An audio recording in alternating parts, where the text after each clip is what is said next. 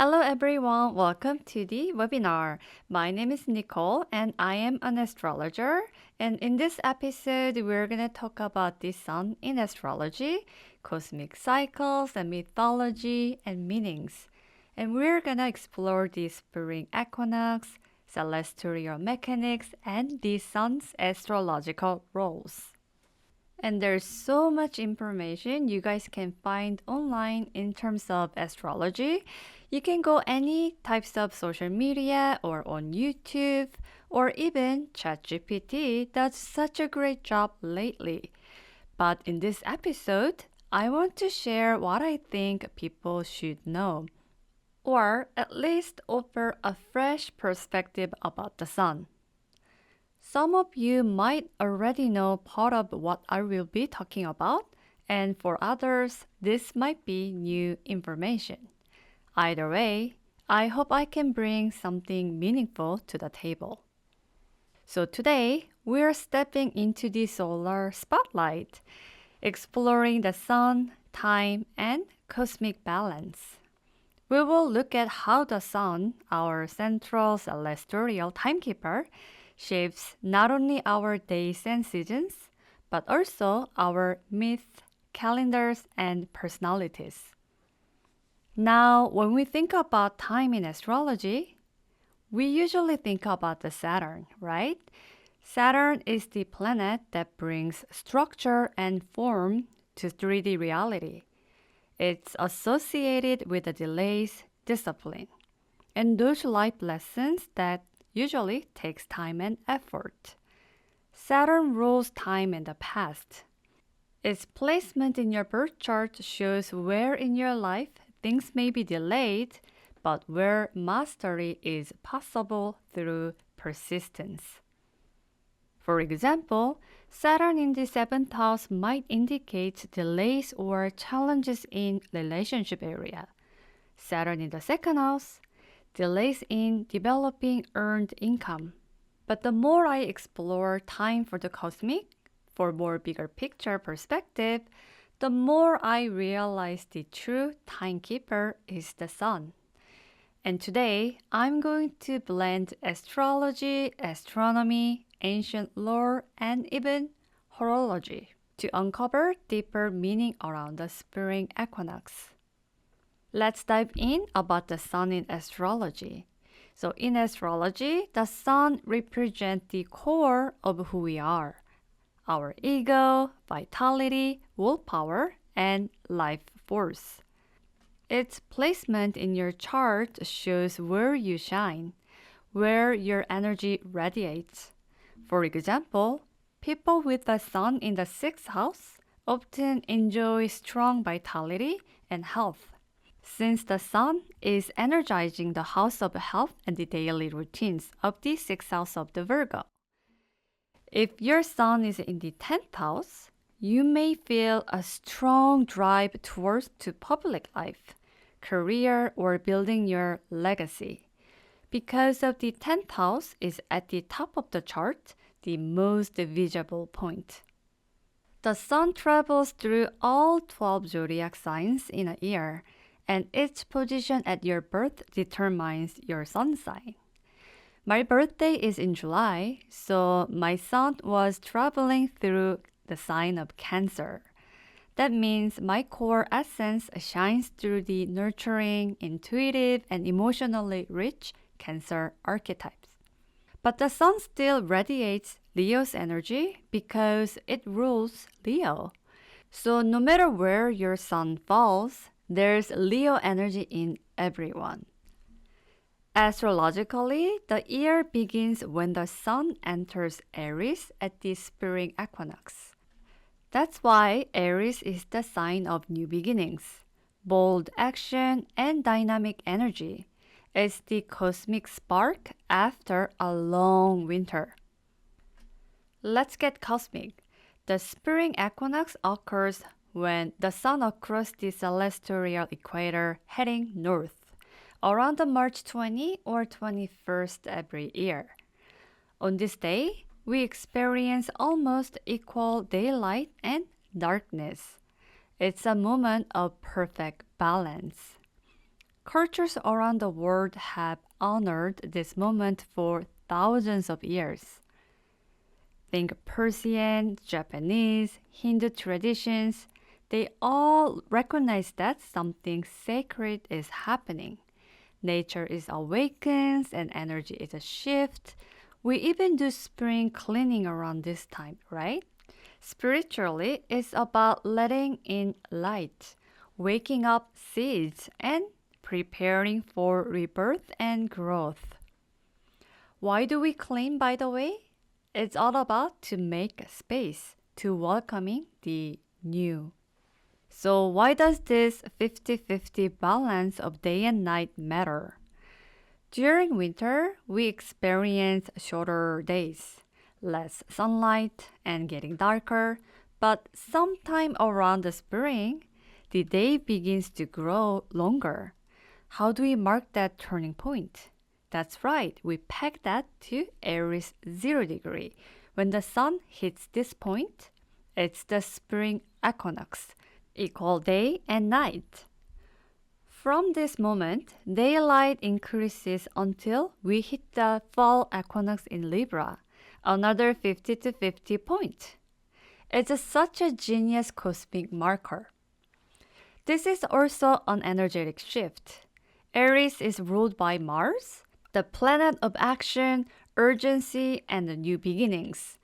When the sun enters Aries, it's like the starting pistol of the astrological new year.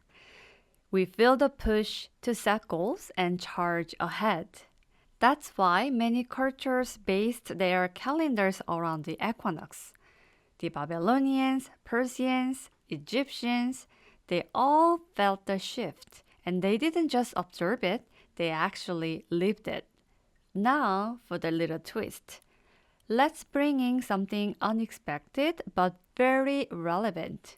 Watches and the equation of time. Let's talk about luxury watches and something called the equation of time.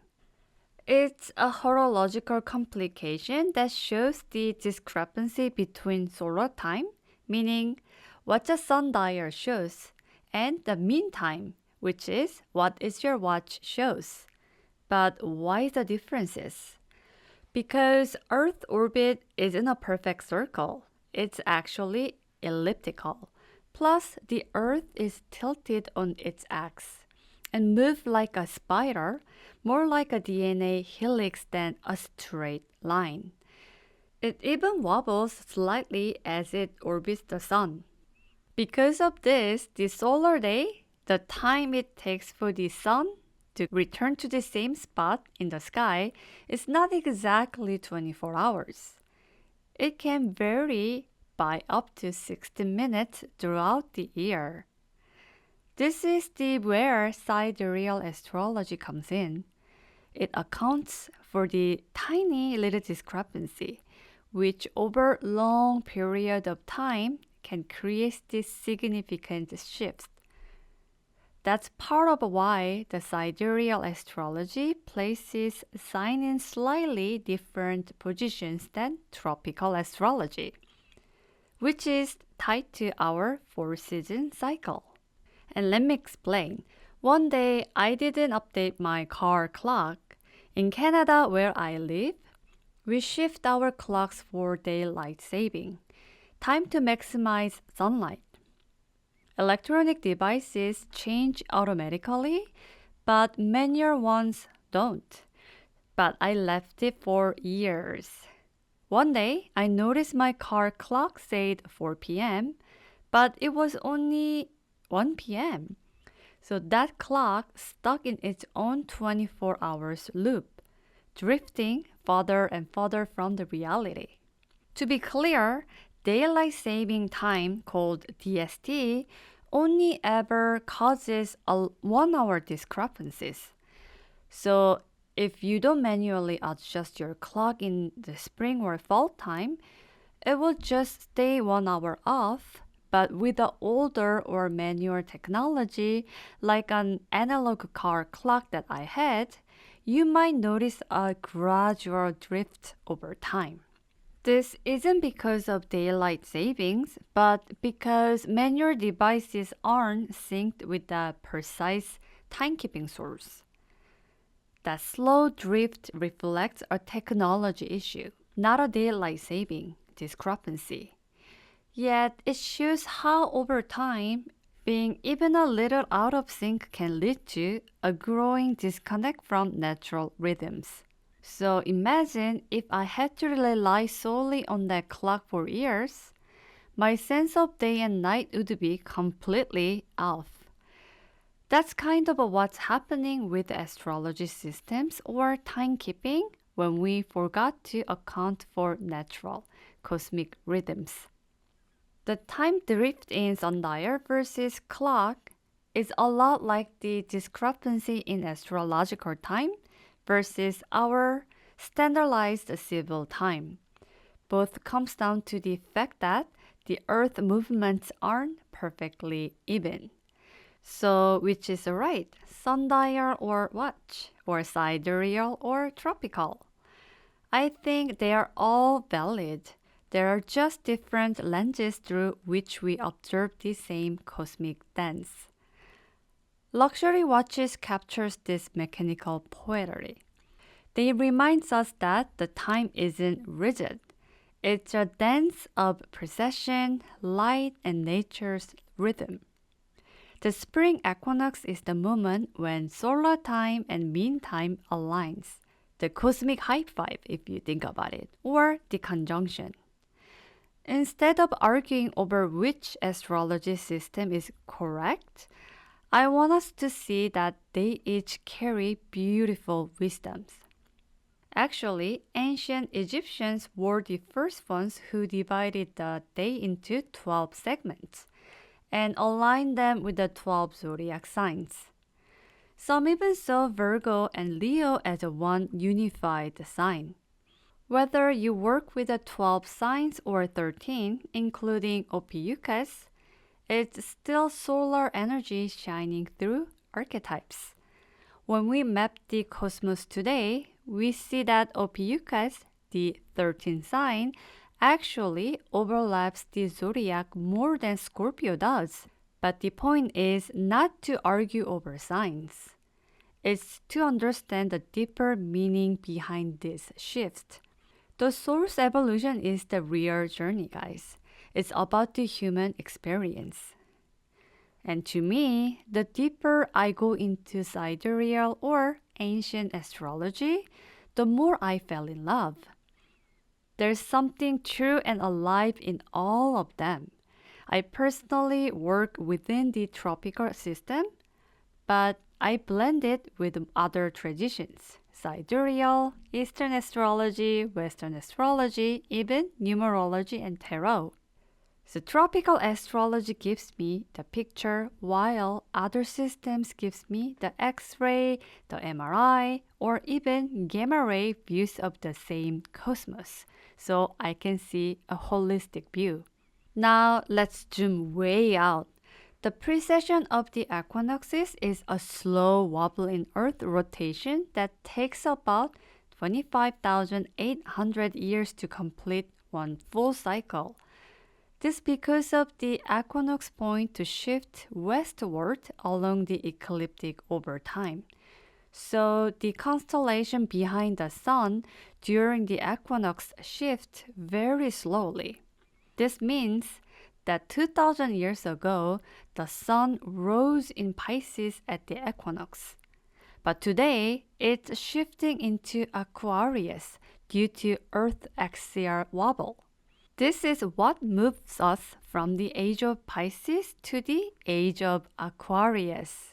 So we're in that in-between space, transitioning into the age of Aquarius, but we're still carrying the finer themes of Pisces. And yes, this massive cycle creates even more discrepancies. Our 24-hour day varies up to 16 minutes, but on this scale, the discrepancy can be hundreds of years. The axial tilt didn't shift in a single year, But the precession was known and measured as early as 150 BCE. There's no exact start date for the age of Aquarius. Many astrologers estimate its true or pure form of the age of Aquarius will begin to occur anywhere from the 1900 to 2600 CE, depending on which system you use. But even if we haven't fully entered Aquarius, we feel the shift, don't we? New technologies, collective awareness, global connections, it's all happening. And the ancient mystics and astronomers, they knew. Plato called it the Great Year, a full cycle of precession. Let's take a moment to talk about the Sphinx. The Sphinx is aligned to face the Leo constellation from its viewpoint. This orientation is believed to mark the age of Leo. At the time when the Sphinx was possibly constructed, for approximately 25,800 years, the full precessional cycle, the Sphinx, has been gazing eastward, where Leo once rose. At the same time, Aquarius, the Leo's opposite sign, would have been positioned behind the Sphinx. Some theorists suggest the Sphinx was built 2 precessional cycles ago, meaning it's been watching the sky shift for over 50,000 years. Fast forward to today, the Sphinx is now facing Aquarius, symbolizing an astronomical opposition and the dawning of a new era called the Age of Aquarius. Imagine standing on a mountain top, looking at another peak, and after a long journey, you reach that second mountain top and look back, and now you have the clearest view of where you actually came from. That's what's happening right now. The Sphinx is watching its point of origin from the opposite perspective. This isn't just poetic, it's cosmic. Our solar system orbits the galactic center of the Milky Way, taking about 225 to 250 million years to complete one galactic year. So Earth has only made 1 or 2 trips around that center since the dinosaur roamed. Or some new archaeological discoveries even suggest that civilization existed before that. And while human timekeeping is much shorter, and our lifespan being just blink of 70 to 100 years in the cosmic time, it reminds us of our humble place in the universe. And also, it takes 72 years to move 1 degree through the precessional cycle. When you think about it, 72 years is roughly the average lifespan on Earth. And multiply that number by 30 degrees, and then you get the full age 2160 years per sign. So the Sphinx has waited all this time to gaze once again at its cosmic opposite. Time isn't just a clock, it's a movement, a dance of celestial rhythm. That's why astrology resonates. It connects our life to the cycle of the stars. The sun is our anchor, but the dance is galactic. Let's now explore the sun in mythology and symbolism. In nearly every ancient culture, the sun is a divine or heroic figure. Think of Ra in Egypt or Apollo in Greece, Surya in India. The sun banishes darknesses or brings order and sustains life. Its journey from the depth of the winter solstice to the light of the spring equinox has been mythologized as a death, rebirth, and resurrection. Even the Christian Easter story echoes this arc. Fall and winter represent death, spring is resurrection. In psychology, the sun symbolizes the self and the unified force of consciousness. It represents individualization and our journey towards wholeness. It isn't just mythology, it's a spiritual and psychological truth. The sun's path is mirrored in our lives. And let's talk about the sun and the practical astrology. And this is my favorite part of the session, making it practical, because I have a moon in Taurus in the sixth house, and sixth house is Virgo's domain, and Virgo loves the practicality, and so practicality is in my nature.